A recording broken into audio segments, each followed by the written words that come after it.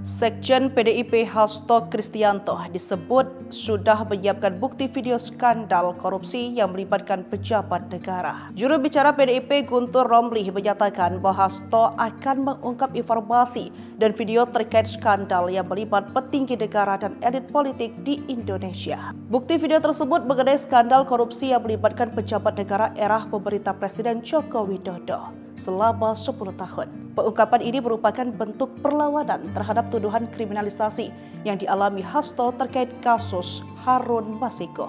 Hasto telah ditetapkan sebagai tersangka oleh Komisi Pemberantasan Korupsi dalam kasus Harun Masiku.